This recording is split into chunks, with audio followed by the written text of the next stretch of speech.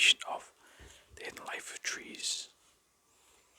Okay, I will start where we left off. Okay, rebirth. Not every tree is targeted by woodpeckers as a nesting site and doomed to gradual rot. Many trees die quickly. A storm might snap a mighty trunk, or dog beetles might destroy a tree's bark in a few short weeks, causing its leaves to wither and die. Then the ecosystem around the tree changes suddenly. Animals and fungi that are dependent on the tree pumping a steady supply of moisture through its veins or sugar from its crown must now leave the corpse to starve. A small world has come to an end or has just begun. A dead trunk is as indispensable for the cycle of life in the forest as the live tree. For centuries, the tree sucked nutrients from the ground and stored them in its wood and bark, and now it is a precious resource for its children. But they don't have direct access to the delicacies contained in their dead parents. To access them, the youngsters need the help of other organisms. As soon as the snapped trunk hits the ground, the tree and the root system become the site of a culinary relay race for thousands of species of fungi and insects. Each is specialized for a particular stage of the decomposition process and for a particular part of the tree. And this is why these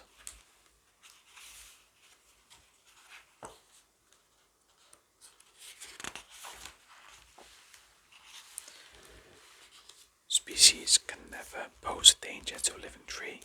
It will be much too fresh for them. Soft, woody fibers and moist, moldy cells. These are the things they find delicious. Some fungi fight bitterly over feeding territory. You can see this clearly on dead wood that has been sawn into pieces.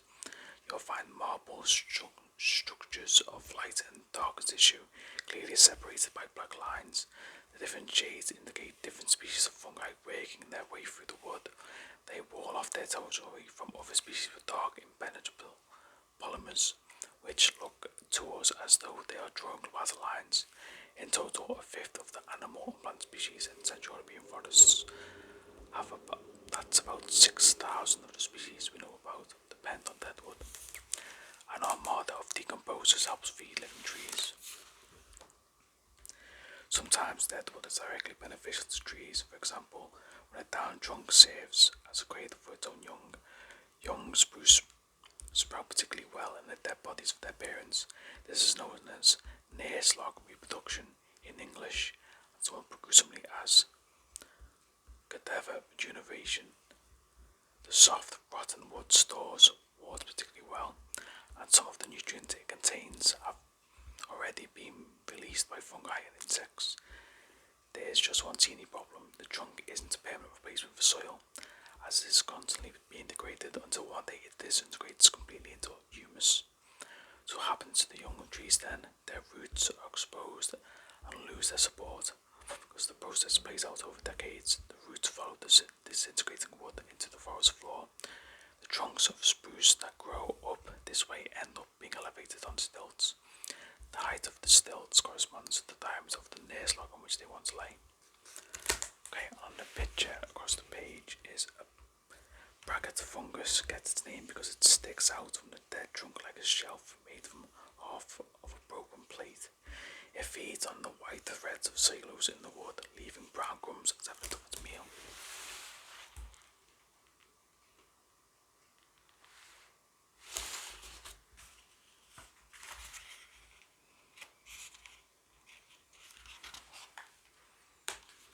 Okay.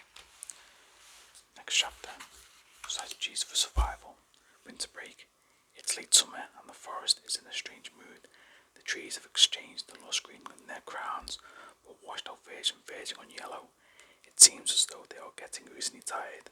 Exhaustion is setting in, and the trees are waiting for the stressful season to end. They feel just like we do after a busy day at work, ready for a well-earned rest. Grizzly bears hibernate and so do dormice, but grizzly bears are good candidates for comparison because it follows a similar strategy to that of trees. In summer and early fall, it eats to lay down a thick layer of fat it can live off all winter. this is exactly what our trees do as well. Of course, they don't feed on blueberries and salmon, but they fuel themselves with energy from the sun, which they use to make sugar and other compounds they can hold in reserve. And they store these under their skin just like a bear, because they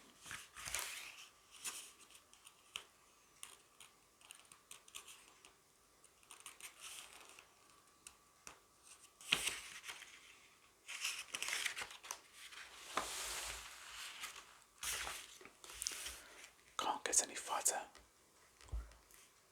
Only their bones, that's to say their wood, can grow.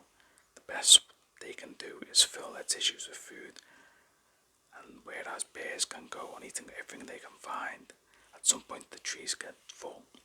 You can see this very well, especially if you look at wild cherries, bear cherries, and wild cypress trees at any time after August.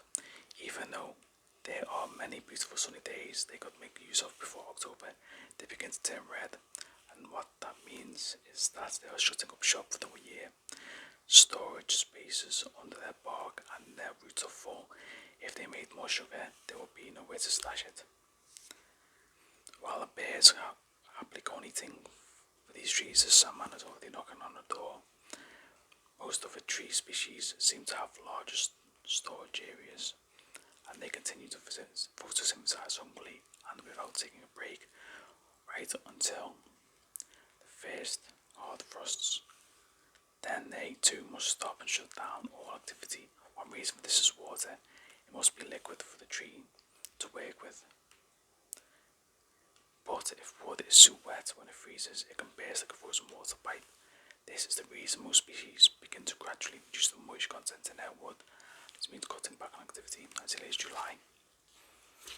On the previous page is or are beech trees in sunlight.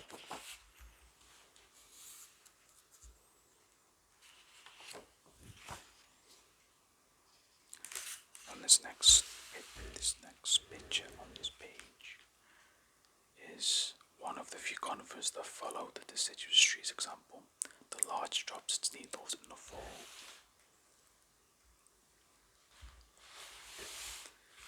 Okay, continuing. But trees can't switch to winter mode yet for two main reasons. First, unless they are members of the cherry family, they use the last warm days of the late summer to store energy.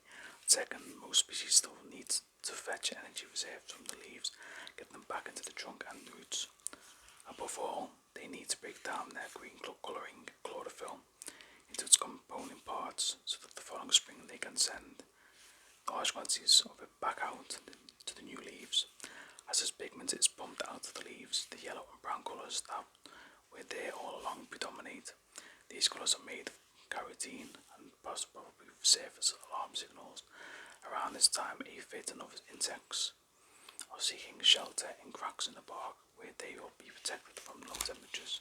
Healthy trees advertise their readiness to defend themselves in the coming spring by displaying brightly coloured fall leaves. Aphids and goat recognize these trees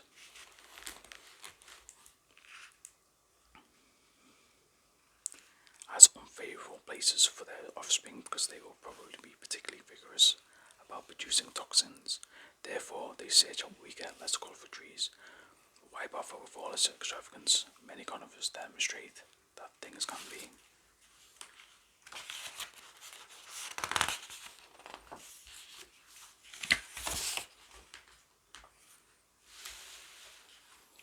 Done differently. They simply keep all of their green finery on their branches and thumb their noses at the idea of annual makeover. To protect its needles from freezing, a conifer fills them with antifreeze. To ensure it doesn't lose water transpiration over the winter, it covers the exterior of its needles with a thick layer of wax as an extra precaution.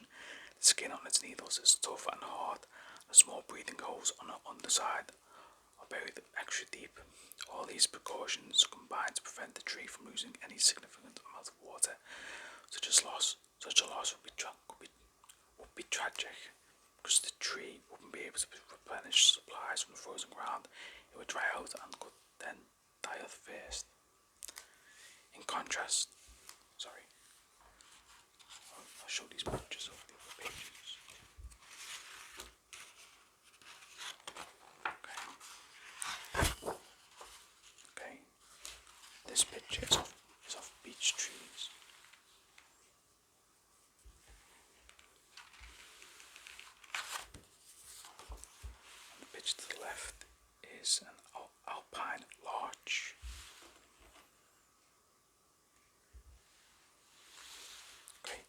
Continuing. In contrast to needles, leaves are soft and delicate. In other words, they are almost defenseless. It's little wonder beeches and oaks drop them as quickly as they can at the first hint of frost. But why do these trees simply develop thicker skinned antifreeze over the course of their evolution? Does it really make sense to grow millions of new leaves per tree every year, use them for a few months, and then go to the trouble of discarding them again? Apparently, evolution says it does. Because when it developed deciduous trees, about 100 million years ago, conifers had already been around on this planet for 170 million years. This means deciduous trees are a relatively modern invention. When you take a closer look, their behavior in fall actually makes a lot of sense. By discarding their leaves, they avoid the guttural force, winter storms, winds blowing at more than 60 miles an hour can uproot large trees. Fall rains soften the forest floor, so it's difficult for tree roots to find birches in the muddy soil. Any tree unprepared for the onslaught can't withstand the pressure and falls over, but deciduous trees are well prepared to be more aerodynamic. They cast off their solar panels, and that's not all. The trunk and branches are shaped so that their combined wind resistance is somewhat less than that of a modern car. Moreover, the whole construction is so flexible that the forces of the strongest of wind are absorbed and distributed throughout the tree. These measures all work together to ensure that hardly anything happens to deciduous trees over the winter. If snow falls, it has no place to land but on the branches, which means that most of it falls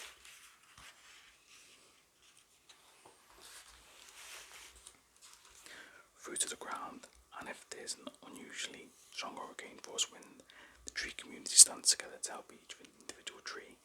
Every trunk is different, each has its own pattern of woody fibres, testament to its unique history.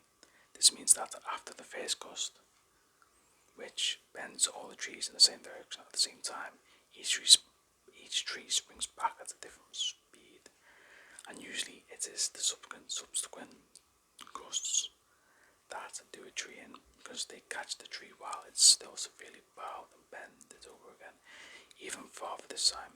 But in an intact forest, every tree gets help. As the crowns swing back up, they hit each other because each of them is straightening up at its own pace, while some are still moving backwards, others are already swinging forward again. The result is a gentle impact which slows both trees down. By the time the next gust of wind comes along, the trees have almost stopped moving altogether, and the struggle begins all over again. Okay.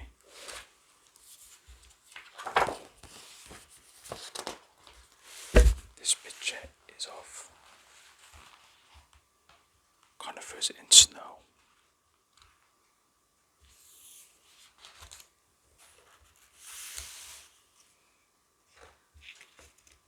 And on the next page are bare trees in winter and alder tree in snow.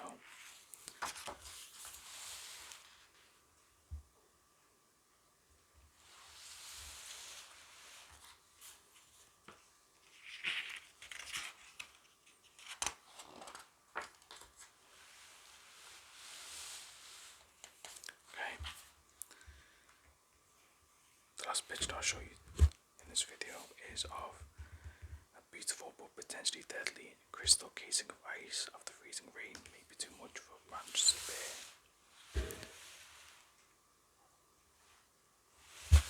Okay, I'll leave it here until next time.